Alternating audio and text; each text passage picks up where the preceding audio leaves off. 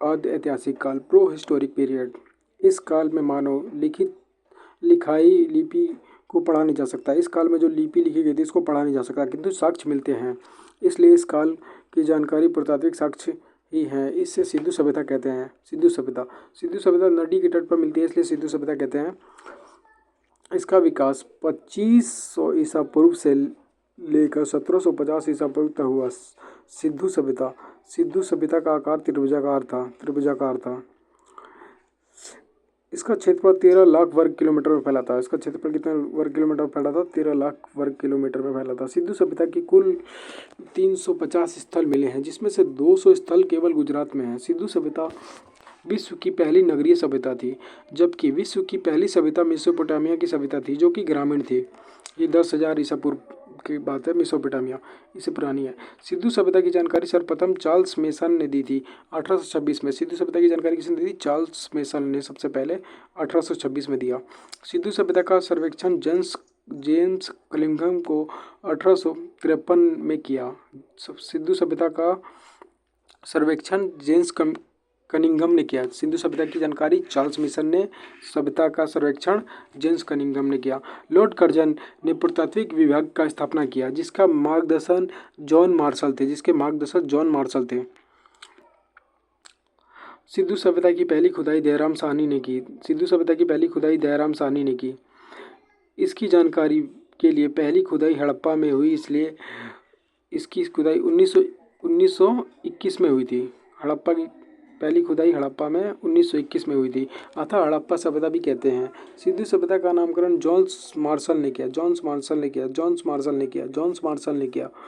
सिंधु सभ्यता का नामकरण जॉन्स मार्शल ने, जबकि जानकारी दी थी चार्ल्स मेसन ने, और सर्वेक्षण किया था जेम्स कनिंघम ने।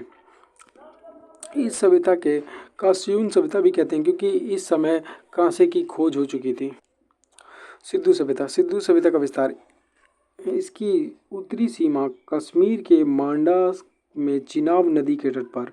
उत्तरी सीमा कश्मीर के मांडा में चिनाब नदी के तट पर था।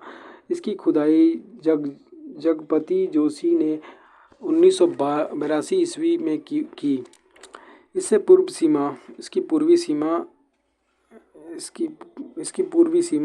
पूर्वी सीमा उत्तर प्रदेश के आलमगीर में है, जो कि हिंडन नदी के किनारे बसा है। आलमगीरपुर हिंडन नदी के किनारे बसा है, और सबसे उत्तरी किनारा जो कश्मीर के मांडा में है, चिनाब नदी के किनारे बसा है। इसका दक्षिणी महाराष्ट्र के दैमाबाद में परवा नदी के तट पर स्थित है। यहाँ से धातु का एक रथ यहाँ से एक धातु का एक रथ के प्रमाण मिले। इसका पश्चिमी सीमा पाकिस्तान के शुद्ध केंद्रांध्रों में है। पश्चिमी सीमा जो है पाकिस्तान के शुद्ध का गेंडोर दक्षक नदी के तट पर है। ठीक से याद करता है। सम बराबर एडी। उत्तरी चिनाब नदी के पास मांडा चिनाब नदी के पास, और पश्चिमी है सुतकांड्रो दक्षक नदी के पास, और पूरब में है आलमगीरपुर हिंडन नदी के पास, और दक्षिण में है दैमाबाद परवा नदी के पास महाराष्ट्र में। और इस सम बराबर एडी, और डच हैं पर भारत में नहीं। डी से दक्षक नदी, सुतकांड्रो दक्षक नदी, मांडा चिनाब, आलमगीरपुर हिंडन नदी, दैमाबाद परवा नदी के पास,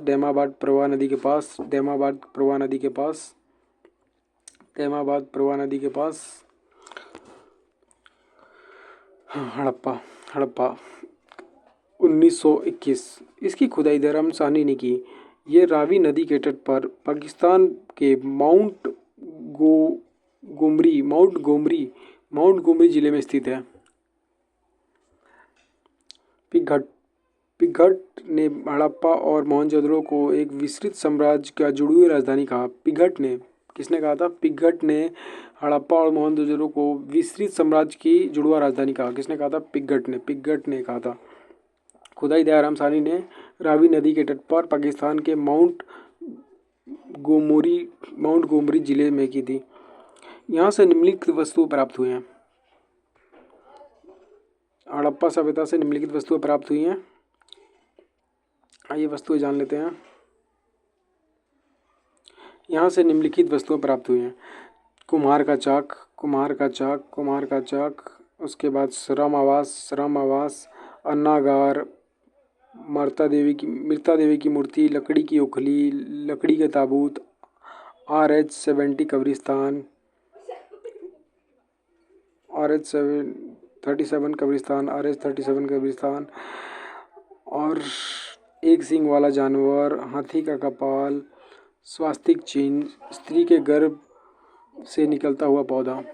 दोबारा से यहाँ से हमें मिली हैं 11 चीज़ें। पहला कुम्हार का चाक, फिर श्रम आवास, अन्नागार, मृता देवी की मूर्ति, लकड़ी की ओखली, लकड़ी का ताबूत, RH कब्रिस्तान, एक सींग वाला जानवर, हाथी का कपाल, स्वास्तिक चिन्ह, स्त्री के गर्भ से निकला हुआ पौधा, जिसे उर्वरक की देवी माना जाता था। इसे उर्वरता की देवी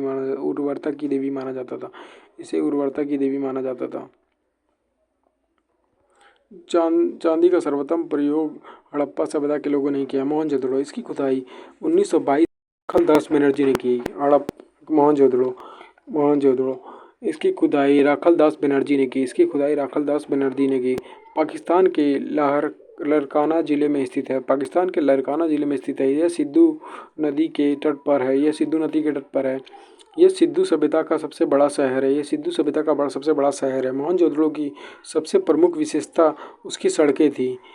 सीधी दिशा में एक दूसरे को समकोण ग्रीक पद्धति में काटती हुई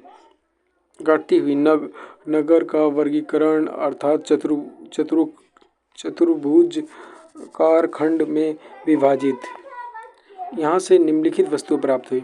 मोहनजोदड़ो से निम्नलिखित वस्तुएं प्राप्त हुई हड़प्पा से, जैसे सूती वस्त्र, पुरोहित आवास, स्नानागार, अन्नागार, चौड़ी सड़कें, सभागार, पशुपति शिव, कांसे की नर्तकी, तांबे का ढेर और घर में कुआं। मोहनजोदड़ो का अर्थ होता है मृतकों का टीला, किंतु यहाँ से कोई कब्रिस्तान नहीं मिला, बल्कि एक ही स्थान पर कंकालों के ढेर मिले। ये कंकाल क्षतिग्रस्त थे, जो कि बराह आक्रमण को दर्शाते हैं। मोहनजोदड़ो की विशाल अन्नागार सिंधु सभ्यता का सबसे बड़ा भवन या इमारत था। नूर था। सर्वाधिक स्वास्तिक मोहरें मोहनजोदड़ो से ही मिली हैं, जिसका निर्माण सेल खड़ी से हुआ। ये इम्पोर्टेंट पॉइंट है। सर्वाधिक मोहरें मोहनजोदड़ो से मिली हैं, जिसका निर्माण सेल खड़ी से हुआ था। मोहनजोदड़ो की मोहरें मोहनजोदड़ो से मिली है। सर्वाधिक मोहरें मोहनजोदड़ो से मिली हैं, जिसका निर्माण सेल खड़ी से हुआ था। सुतका गेंडोर, इसकी खुदाई RN स्टीनर ने की। सुतका गेंडोर 1927 में RH स्टीनर ने की। सुतका गेंडोर RH स्टीनर ने 1927 में की। सुतका गेंडोर, इसकी खुदाई RN स्टाइन ने की। यह सबसे पश्चिमी स्थल है। दक्षक नदी के किनारे। यहाँ से बंदरगाह मिला है। चुंधाड़ू 1931 में। इसकी खुदाई 1931 में गोपाल मजूमदार ने की।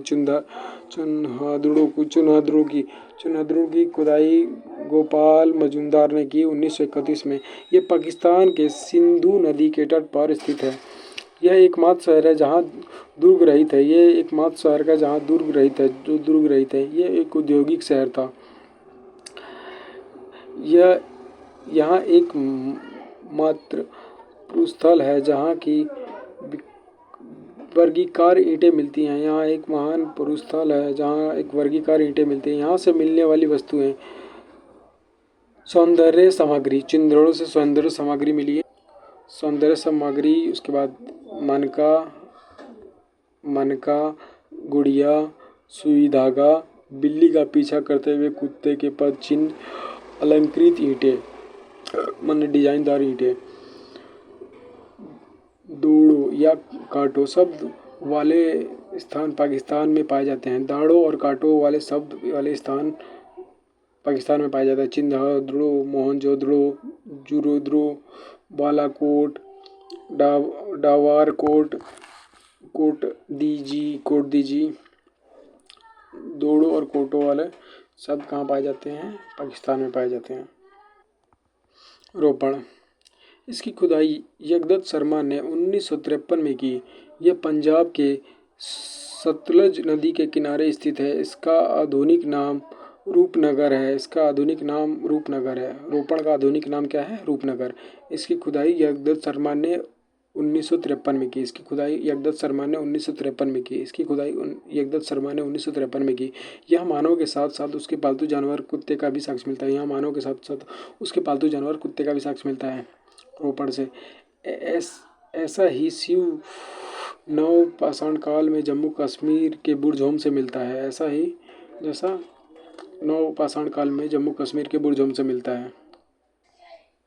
बनवाली 1973, इसकी खुदाई 1973 में रविंदर सिंह ने की। यह हरियाणा में स्थित है। इसके समीप रंगोई नदी है। बनवाली के समीप रंगोई नदी है। यह जिला निकासी की व्यवस्था नहीं थी। यहाँ जिला नाम बनवाली है पर ये ठीक से बना नहीं था, इसकी व्यवस्था ठीक नहीं थी, जिस कारण यहाँ की नाले ना मिलकर घरों में ही सोख्ता व्यवस्थित मिलते हैं। ये सड़कें टेढ़ी मेढ़ी थी, अर्थात सड़कें नगर की ताराकीत स्टार शेप में विभाजित करती थी। मतलब टेढ़ी मेढ़ी थी, कोई आकार पैटर्न फिक्स नहीं था। कुल्लाड़, यह हरियाणा के फतेहपुर जिले में स्थित है। यहाँ से चांदी के मुकुट मिले हैं। ठीक है। कालीबंगा का अर्थ होता है काले रंग की चूड़ियाँ। अलंकृत ईंट, चूड़ी, जूते हुए खेत, हल, हवन कुंड मिले हैं। यह राजस्थान के सरस्वती घग्गर नदी के किनारे हनुमानगढ़ी जिले में स्थित है। इसकी खोज अलमंद घोष ने की थी। कालीबंगा के लोग एक साथ दो फसलें उगाते थे। वह एक ही खेत में चना और सरसों उपजाने का विवरण मिलता है। इसकी खुदाई बी के थापड़ तथा वी के लाल ने की। यहाँ से दो फसलें एक साथ उगाई जाती थी, चना और सरसों। ठीक है। कालीबंगा के लोग एक साथ। और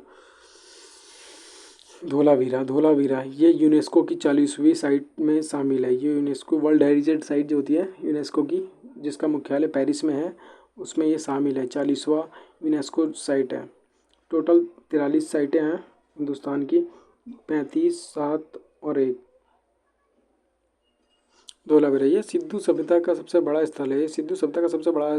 इसकी खुदाई सर्वप्रथम J.P. जोशी ने 1967 में की एवं पुनः इसकी खुदाई रविंदर सिंह बिष्ट द्वारा 1990 और 91 में की गई। यह गुजरात तथा पाकिस्तान दोनों में फैला हुआ है। भारत में स्थित सबसे बड़ा स्थल राखीगढ़ी है, जो कि हरियाणा में है। जबकि अगर सबसे बड़ा कहे तो धोलावीरा और वरना राखीगढ़ी, भारत में कहे तो राखीगढ़ी। सूतका गेंडोर यह गुजरात में स्थित है। इसकी खुदाई जगपत जोशी ने करवाई। यहाँ से कलश सावधान तथा घोड़े की हड्डी मिलती है। यह छोटा बंदरगाह भी मिलता है। लोथल, इसकी खुदाई रंगनाथ राव ने भगवा नदी के किनारे अहमदाबाद गुजरात में की। यह सिंधु सभ्यता का बंदरगाह स्थल था। यहाँ से गोदीवाड़ा डॉकयार्ड के साक्ष्य मिलते हैं। यहाँ फारस की मोहरें जो विदेशी व्यापार के संकेत देती हैं। यहाँ से माप तौल का पैमाना 16 किलो का मिला है। यहाँ से दिशा मापक यंत्र भी मिला है, यहाँ से दिशा मापक यंत्र भी मिला है। यह एक औद्योगिक शहर था। इस शहर में घरों के दरवाजे सड़कों की ओर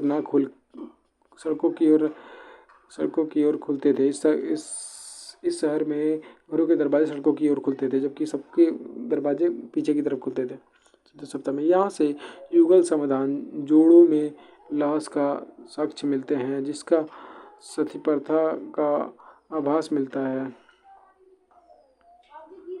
रंगपुर यह गुजरात में स्थित है। यहाँ से धान की भूसी मिली है। रंगपुर से धान की भूसी मिली है। यहाँ से धान की भूसी मिली है, बहुत पूछा जाता है।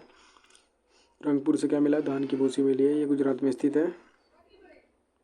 सिंधु सभ्यता की विशेषताएं। सिंधु सभ्यता एक नगरीय शहरी सभ्यता थी। यहाँ की सड़कें एक दूसरे को समकोण पर काटती थी तथा पूरब से पश्चिम की दिशा में बहती थी, जबकि हवा सड़कों को स्वतः साफ कर देती थी। नगर का नियोजन तथा जल निकासी इसकी सबसे बड़ी व्यवस्था थी। इसकी नालियाँ ढकी हुई थी तथा सड़कें सीधी थीं। अर्थव्यवस्था का मुख्य आधार कृषि था। इसका व्यापार विदेश अंतर्राष्ट्रीय में होता था। इसकी भाषा बहुत चित्रात्मक थी। इनकी समाज मातृसत्तात्मक था। मतलब पिता जैसे हम लोग अपने पिता का नाम बताते हैं, वैसे ही लोग अपने माता का नाम बताते हैं। मातृसत्तात्मक। इनकी लिपि दाएं से बाएं की ओर लिखी जाती थी। हड़प्पा लिपि के प्रमुख प्रमाण से सबसे ज़्यादा चित्र यू आकार तथा मछली के चित्र देखने को मिलते हैं। यहाँ इनके मोहरों में सर्वाधिक एक सींग वाले जानवर का चित्र था। इनकी मोहरों में एक सींग वाले जानवर का सर्वाधिक साक्ष्य मिलता है। इनकी मोहरों में गाय तथा सींग का चित्र नहीं मिलता था। हड़प्पा सभ्यता के मोहरों में सेल खड़ी का प्रयोग मुख्य रूप से किया जाता था।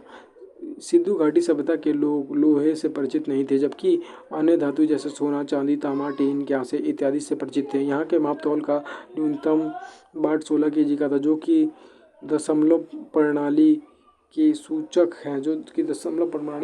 हैं।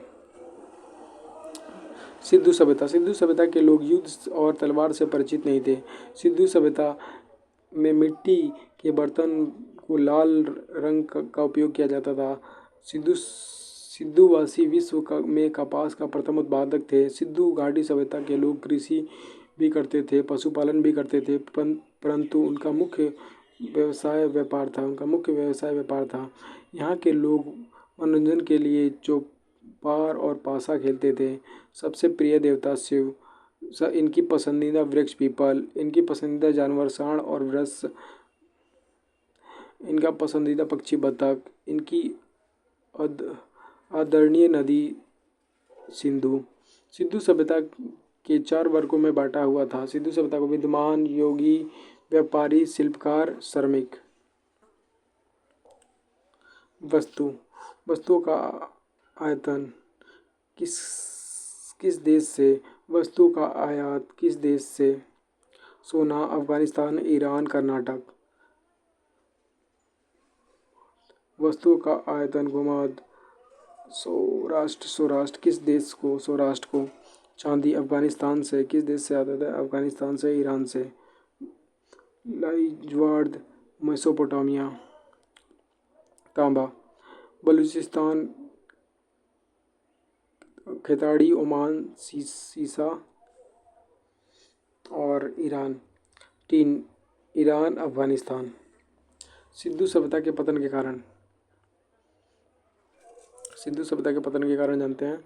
सिंधु सभ्यता का विनाश का सबसे बड़ा कारण माना जाता है। वर्तमान में हुई उत्खनन से IIT खड़गपुर की घाटी में सभ्यता का कुछ प्रमाण मिले, जिसके आधार पर कहा जा सकता है कि इनका पतन मुख्यतः जलवायु परिवर्तन के कारण